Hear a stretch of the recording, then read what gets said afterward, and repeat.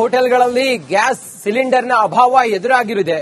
ಬೆಂಗಳೂರಿನಲ್ಲಿ ಕೃತಕ ಅಭಾವ ಸೃಷ್ಟಿಯಾಗಿದೆ. ಹೀಗಿರುವಾಗ ಹೋಟೆಲ್ನ ಮೆನುವಲ್ಲಿ ನಿಮಗೆ ಬೇಕಾದಂತಹ ಖಾದ್ಯಗಳು ನಿಮಗೆ ಸಿಗೋದು ಡೌಟು. ಯಾಕಂತ ಹೇಳಿದ್ರೆ ಅತಿ ಹೆಚ್ಚು ಗ್ಯಾಸ್ ಯಾವುದಕ್ಕೆ ಬೇಕಾಗುತ್ತೆ ಆ ಮೆನುವನ್ನ ಮಾಡೋದೇ ಡೌಟು. ಹೋಟೆಲ್ಗಳಲ್ಲಿ ಸಿಗೋದಿಲ್ಲ ನಿಮಗೆ ಮಸಾಲೆ ದೋಸೆ, ಬೆಣ್ಣೆ ದೋಸೆ, ಖಾಲಿ ದೋಸೆ, ಸೆಟ್ ದೋಸೆ ಎಲ್ಲ. ಯಾಕಂತ ಹೇಳಿದ್ರೆ ಈ ದೋಸೆ ಹಂಚು ಯಾವಾಗ್ಲೂ ಕೂಡ ಬಿಸಿಯಾಗೇ ಇರಬೇಕು. ಹೀಗಾಗಿ ಗ್ಯಾಸ್ ಜಾಸ್ತಿ ಖರ್ಚಾಗುತ್ತೆ. ಕಡಿಮೆ ಇಂಧನ ಬಳಕೆಯ ಖಾದ್ಯಗಳನ್ನಷ್ಟೇ ತಯಾರಿ ಮಾಡೋದಕ್ಕೆ ಹೋಟೆಲ್ನ ಮಾಲೀಕರು ತೀರ್ಮಾನ ಮಾಡಿದ್ದಾರೆ. ರುಚಿಯ ಖಾದ್ಯಗಳು ಬೆಂಗಳೂರಿನ ಹೋಟೆಲ್ಗಳಲ್ಲಿ ನಿಮಗೆ ಇಲ್ಲಿವರೆಗೂ ಸಿಗ್ತಾ ಇತ್ತು. ಆದ್ರೆ ಇನ್ನು ಮೇಲೆ ನಿಮಗೆ ಬೇಕಾದಂತಹ ಖಾದ್ಯಗಳು ಸಿಗೋದು ಡೌಟ್ ಅನ್ಸುತ್ತೆ.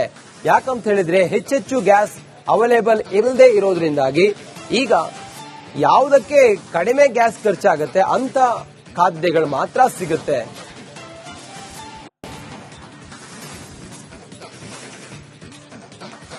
ಕಮರ್ಷಿಯಲ್ ಸಿಲಿಂಡರ್ ಕೊರತೆಯಿಂದ ಇದೀಗ ಹೋಟೆಲ್ ಉದ್ಯಮಕ್ಕೆ ದೊಡ್ಡ ಪೆಟ್ಟು ಬಿದ್ದಿದೆ. ಹೋಟೆಲ್ ಬಂದ್ ಮಾಡಲು ಈಗ ಮುಂದಾಗಿದ್ರೆ, ಬಟ್ ಸಿಲಿಂಡರ್ ಕಡಿಮೆ ಆಯ್ತಂದ್ರೆ ಮೆನುಗಳನ್ನ ಕಡಿತ ಮಾಡಲು ಮುಂದಾಗಿದ್ರೆ. ನೋಡ್ತಿರ್ಬೋದು, ವೆರೈಟಿ ಮೆನುಗಳಿದಾವೆ. ಇಲ್ಲಿ ಬಿಸಿ ವಡ ಇದೆ, ಇಡ್ಲಿ ಇದೆ, ಮೊಸರು ವಡ ಇದೆ, ದೋಸೆ ಇದೆ, ಪುಳಿಯೋಗರೆ ಇದೆ. ಬಟ್ ಇವೆಲ್ಲ ಕಡಿತ ಆಗುತ್ತೆ.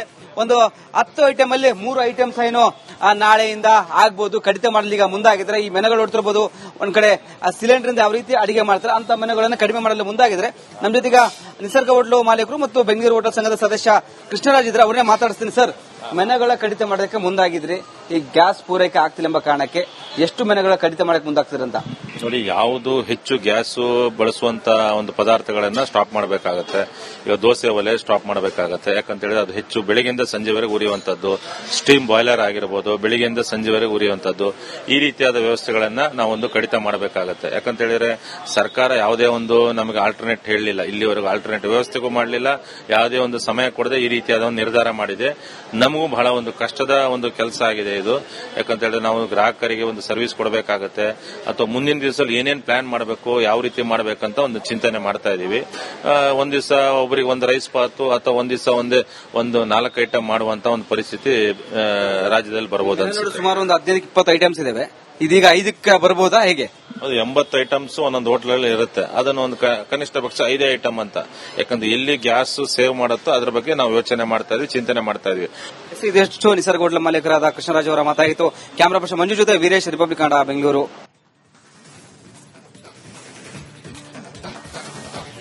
ಹೋಟೆಲ್ಗಳಲ್ಲಿ ಗ್ಯಾಸ್ ಸಿಲಿಂಡರ್ನ ಅಭಾವ ಎದುರಾಗಿರುತ್ತದೆ.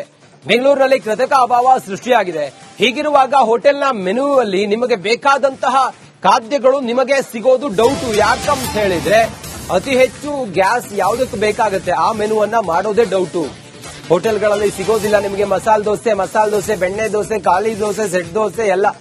ಯಾಕಂತ ಹೇಳಿದ್ರೆ ಈ ದೋಸೆ ಹಂಚು ಯಾವಾಗ್ಲೂ ಕೂಡ ಬಿಸಿಯಾಗೇ ಇರಬೇಕು. ಹೀಗಾಗಿ ಗ್ಯಾಸ್ ಜಾಸ್ತಿ ಖರ್ಚಾಗುತ್ತೆ. ಕಡಿಮೆ ಇಂಧನ ಬಳಕೆಯ ಖಾದ್ಯಗಳನ್ನಷ್ಟೇ ತಯಾರಿ ಮಾಡೋದಕ್ಕೆ ಹೋಟೆಲ್ನ ಮಾಲೀಕರು ತೀರ್ಮಾನ ಮಾಡಿದ್ದಾರೆ. ರುಚಿಯ ಖಾದ್ಯಗಳು ಬೆಂಗಳೂರಿನ ಹೋಟೆಲ್ಗಳಲ್ಲಿ ನಿಮಗೆ ಇಲ್ಲಿವರೆಗೂ ಸಿಗ್ತಾ ಇತ್ತು. ಆದ್ರೆ ಇನ್ನು ಮೇಲೆ ನಿಮಗೆ ಬೇಕಾದಂತಹ ಖಾದ್ಯಗಳು ಸಿಗೋದು ಡೌಟ್ ಅನ್ಸುತ್ತೆ. ಯಾಕಂತ ಹೇಳಿದ್ರೆ ಹೆಚ್ಚೆಚ್ಚು ಗ್ಯಾಸ್ ಅವೈಲೇಬಲ್ ಇಲ್ಲದೆ ಇರೋದ್ರಿಂದಾಗಿ ಈಗ ಯಾವುದಕ್ಕೆ ಕಡಿಮೆ ಗ್ಯಾಸ್ ಖರ್ಚಾಗುತ್ತೆ ಅಂತ ಖಾದ್ಯಗಳು ಮಾತ್ರ ಸಿಗುತ್ತೆ.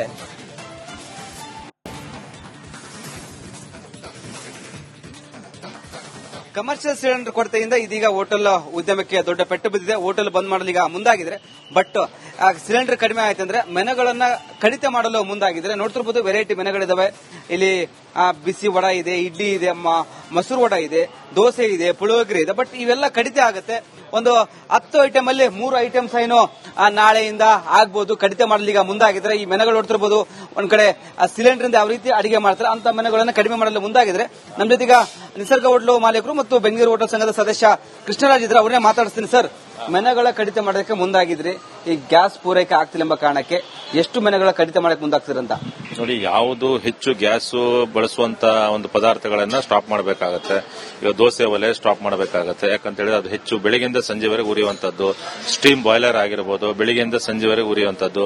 ಈ ರೀತಿಯಾದ ವ್ಯವಸ್ಥೆಗಳನ್ನ ನಾವೊಂದು ಕಡಿತ ಮಾಡಬೇಕಾಗತ್ತೆ. ಯಾಕಂತ ಹೇಳಿದ್ರೆ ಸರ್ಕಾರ ಯಾವುದೇ ಒಂದು ನಮಗೆ ಆಲ್ಟರ್ನೇಟ್ ಹೇಳಲಿಲ್ಲ, ಇಲ್ಲಿವರೆಗೂ ಆಲ್ಟರ್ನೇಟ್ ವ್ಯವಸ್ಥೆಗೂ ಮಾಡಲಿಲ್ಲ.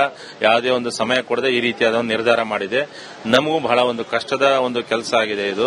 ಯಾಕಂತ ಹೇಳಿದ್ರೆ ನಾವು ಗ್ರಾಹಕರಿಗೆ ಒಂದು ಸರ್ವಿಸ್ ಕೊಡಬೇಕಾಗತ್ತೆ, ಅಥವಾ ಮುಂದಿನ ದಿವಸದಲ್ಲಿ ಏನೇನ್ ಪ್ಲಾನ್ ಮಾಡಬೇಕು, ಯಾವ ರೀತಿ ಮಾಡಬೇಕಂತ ಒಂದು ಚಿಂತನೆ ಮಾಡ್ತಾ ಇದೀವಿ.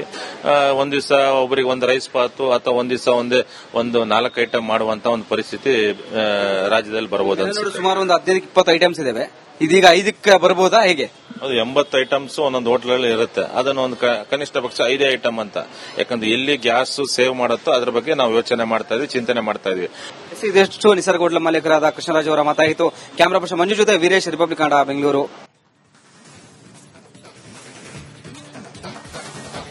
ಹೋಟೆಲ್ಗಳಲ್ಲಿ ಗ್ಯಾಸ್ ಸಿಲಿಂಡರ್ನ ಅಭಾವ ಎದುರಾಗಿರುತ್ತದೆ. ಬೆಂಗಳೂರಿನಲ್ಲಿ ಕೃತಕ ಅಭಾವ ಸೃಷ್ಟಿಯಾಗಿದೆ. ಹೀಗಿರುವಾಗ ಹೋಟೆಲ್ನ ಮೆನು ಅಲ್ಲಿ ನಿಮಗೆ ಬೇಕಾದಂತಹ ಖಾದ್ಯಗಳು ನಿಮಗೆ ಸಿಗೋದು ಡೌಟು. ಯಾಕಂತ ಹೇಳಿದ್ರೆ ಅತಿ ಹೆಚ್ಚು ಗ್ಯಾಸ್ ಯಾವುದಕ್ಕೆ ಬೇಕಾಗುತ್ತೆ ಆ ಮೆನುವನ್ನ ಮಾಡೋದೇ ಡೌಟು. ಹೋಟೆಲ್ಗಳಲ್ಲಿ ಸಿಗೋದಿಲ್ಲ ನಿಮಗೆ ಮಸಾಲೆ ದೋಸೆ, ಬೆಣ್ಣೆ ದೋಸೆ, ಖಾಲಿ ದೋಸೆ, ಸೆಟ್ ದೋಸೆ ಎಲ್ಲ. ಯಾಕಂತ ಹೇಳಿದ್ರೆ ಈ ದೋಸೆ ಹಂಚು ಯಾವಾಗ್ಲೂ ಕೂಡ ಬಿಸಿಯಾಗೇ ಇರಬೇಕು. ಹೀಗಾಗಿ ಗ್ಯಾಸ್ ಜಾಸ್ತಿ ಖರ್ಚಾಗುತ್ತೆ.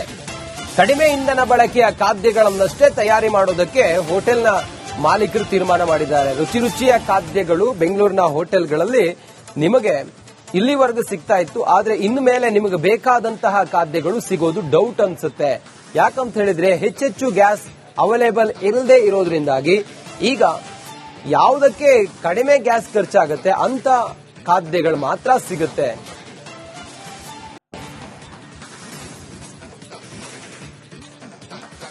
ಕಮರ್ಷಿಯಲ್ ಸಿಲಿಂಡರ್ ಕೊರತೆಯಿಂದ ಇದೀಗ ಹೋಟೆಲ್ ಉದ್ಯಮಕ್ಕೆ ದೊಡ್ಡ ಪೆಟ್ಟು ಬಿದ್ದಿದೆ. ಹೋಟೆಲ್ ಬಂದ್ ಮಾಡಲು ಈಗ ಮುಂದಾಗಿದ್ರೆ, ಬಟ್ ಸಿಲಿಂಡರ್ ಕಡಿಮೆ ಆಯ್ತಂದ್ರೆ ಮೆನುಗಳನ್ನ ಕಡಿತ ಮಾಡಲು ಮುಂದಾಗಿದ್ರೆ. ನೋಡ್ತಿರ್ಬೋದು ವೆರೈಟಿ ಮೆನುಗಳಿದಾವೆ. ಇಲ್ಲಿ ಬಿಸಿ ವಡ ಇದೆ, ಇಡ್ಲಿ ಇದೆ, ಮೊಸರು ವಡ ಇದೆ, ದೋಸೆ ಇದೆ, ಪುಳಿಯೋಗರೆ ಇದೆ. ಬಟ್ ಇವೆಲ್ಲ ಕಡಿತ ಆಗುತ್ತೆ. ಒಂದು 10 ಐಟಮ್ ಅಲ್ಲಿ 3 ಐಟಮ್ಸ್ ಏನೋ ನಾಳೆಯಿಂದ ಆಗ್ಬಹುದು. ಕಡಿತ ಮಾಡಲು ಈಗ ಮುಂದಾಗಿದ್ರೆ ಈ ಮೆನುಗಳು ನೋಡ್ತಿರ್ಬೋದು. ಒಂದ್ ಕಡೆ ಸಿಲಿಂಡರ್ ಇಂದ ಯಾವ ರೀತಿ ಅಡಿಗೆ ಮಾಡ್ತಾರೆ ಅಂತ ಮೆನುಗಳನ್ನ ಕಡಿಮೆ ಮಾಡಲು ಮುಂದಾಗಿದ್ರೆ. ನಮ್ಮ ಜೊತೆಗ ನಿಸರ್ಗ ಹೋಟೆಲ್ ಮಾಲೀಕರು ಮತ್ತು ಬೆಂಗಳೂರು ಹೋಟೆಲ್ ಸಂಘದ ಸದಸ್ಯ ಕೃಷ್ಣರಾಜ್ ಇದ್ರೆ, ಅವರನ್ನೇ ಮಾತಾಡಿಸ್ತೀನಿ. ಸರ್, ಮೆನುಗಳ ಕಡಿತ ಮಾಡೋದಕ್ಕೆ ಮುಂದಾಗಿದ್ರಿ, ಈ ಗ್ಯಾಸ್ ಪೂರೈಕೆ ಆಗ್ತಿಲ್ಲ ಎಂಬ ಕಾರಣಕ್ಕೆ ಎಷ್ಟು ಮೆನುಗಳ ಕಡಿತ ಮಾಡಕ್ಕೆ ಮುಂದಾಗ್ತಿರಂತ ನೋಡಿ. ಯಾವುದು ಹೆಚ್ಚು ಗ್ಯಾಸ್ ಬಳಸುವಂತ ಒಂದು ಪದಾರ್ಥಗಳನ್ನ ಸ್ಟಾಪ್ ಮಾಡಬೇಕಾಗತ್ತೆ.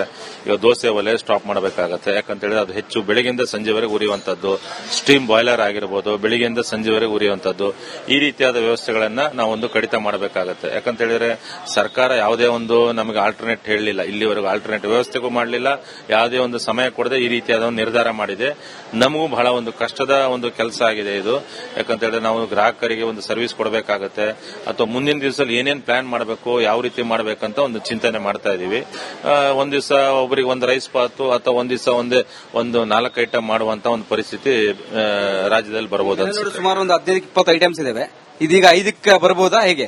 ಅದು 80 ಐಟಮ್ಸ್ ಒಂದೊಂದು ಹೋಟೆಲ್ ಇರುತ್ತೆ. ಅದನ್ನು ಒಂದು ಕನಿಷ್ಠ ಪಕ್ಷ 5 ಐಟಮ್ ಅಂತ, ಯಾಕಂದ್ರೆ ಎಲ್ಲಿ ಗ್ಯಾಸ್ ಸೇವ್ ಮಾಡುತ್ತೋ ಅದ್ರ ಬಗ್ಗೆ ನಾವು ಯೋಚನೆ ಮಾಡ್ತಾ ಇದೀವಿ, ಚಿಂತನೆ ಮಾಡ್ತಾ ಇದೀವಿ. ಇದೆಷ್ಟು ನಿಸರ್ಗ ಹೋಟೆಲ್ ಮಾಲೀಕರಾದ ಕೃಷ್ಣರಾಜ್ ಅವರ ಮಾತಾಯಿತು. ಕ್ಯಾಮರಾ ಪರ್ಸನ್ ಮಂಜು ಜೊತೆ ವೀರೇಶ್, ರಿಪಬ್ಲಿಕ್ ಕನ್ನಡ, ಬೆಂಗಳೂರು.